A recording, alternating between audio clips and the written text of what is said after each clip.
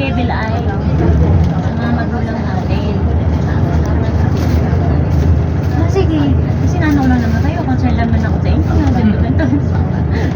Diba, pinagbibigyan niyo sila natin, ba wala, ganito, kasi bigsilin ang mga